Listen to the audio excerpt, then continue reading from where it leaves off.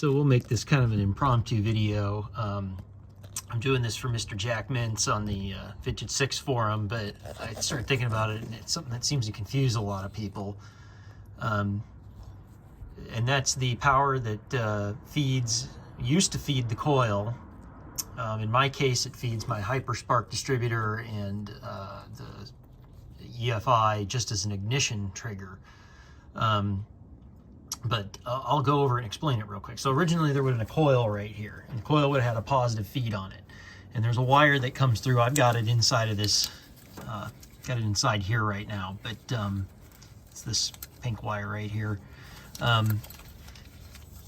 It comes through the firewall through the bulkhead connector here, and it comes down in this harness right here.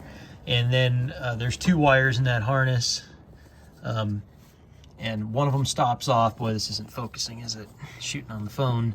Stops here at the oil pressure sending unit, and then that harness continues on and it goes out to the coil. Okay, what you don't know, and what's in the schematic, is also tied to that original coil wire that was right here. Wire goes up and around, and it goes over to here, and it goes to the ignition terminal. It's got an eye on it right there. It's kind of hard to see. Okay. What that does is, when you're cranking in the original system, when you're cranking, it sends a full 12 volts from the solenoid when you're cranking, because you need higher voltage when you're cranking because of the voltage drop. It sends 12 volts to the coil right here, okay?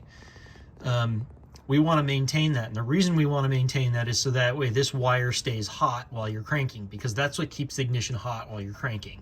So you got to have crank and on position, ignition switch on position power when you're cranking. Otherwise, when you crank, you wouldn't have ignition. Now, I've seen people do that before, because then they'll crank and it'll fire when they release the key, and a lot of people get confused by that. It's because they don't have ignition power while they're cranking. So anyways, don't worry about that, because that's already tied into this harness that I was talking about back here. So anyways, you can repurpose that. A lot of guys are putting in relays and stuff. You don't need it. There's not that much power draw here for the, whether you're putting an HEI in or EFI. You know, the EFI is just looking for a trigger. It's just a few hundred milliamps. It's not much at all. You don't need to do that. You can just repurpose the coil positive. Now, like I said, I'm using it to feed the Hyperspark distributor and the EFI, but you can use it for your HEI, your DuraSpark box if you're putting one of those in. Anyways, what you do is you'd use that coil wire, and say this was an HEI, for example. We just tie that into the hot lead for the HEI. Okay, we're still preserving all the original harness at this point. We haven't changed anything. But what you do have is, behind the firewall on the other side of this connector, you have a resistor wire. So that's coming from the ignition switch, goes through the resistor wire, comes to this bulkhead connector, comes out this wire that you see right here, okay? Comes out, that's the wire that comes down and goes over to the coil. We want to eliminate the resistor wire that's behind the firewall here. Now, you can't just cut it out the way that it's designed. That resistor wire comes into the other side of this bulkhead connector. We can't get rid of that.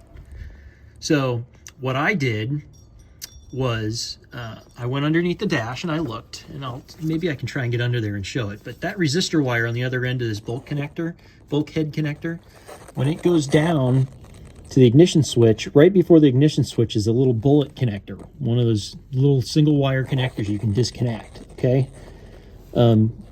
We want to disconnect that bullet connector and bypass that resistor wire completely. So we're going to disconnect that resistor wire, safety it off somewhere, okay, meaning, you know, put some heat shrink on it or electric tape. Really, you should use heat shrink.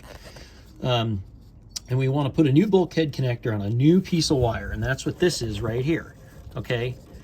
Plug that into that bulkhead connector coming out of the ignition switch. You're bypassing the resistor wire at this point. The resistor wire is disconnected. Bring that new wire out the firewall. I just brought it out a spare hole over here.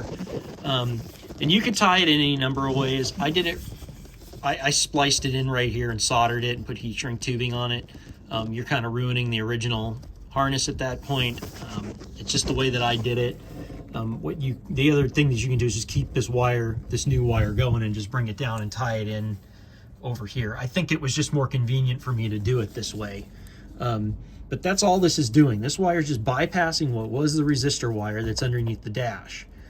So like I said, there's a bullet connector under there. You can just put a new crimp connector on this new piece of wire, plug it into that bullet connector underneath the dash, and splice this new wire in somewhere. That way you're getting a full 12 volts out of the ignition switch, and you still got your starter hooked up, your starter ignition source.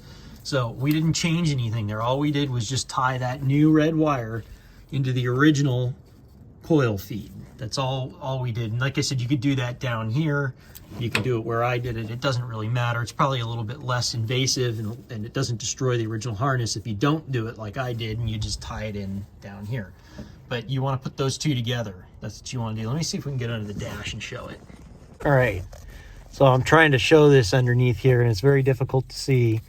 But see, this is my new red wire. It's going out the firewall, and I'm upside down right now. So this is the wiper motor right here. You can see here's the bottom of the dash, okay?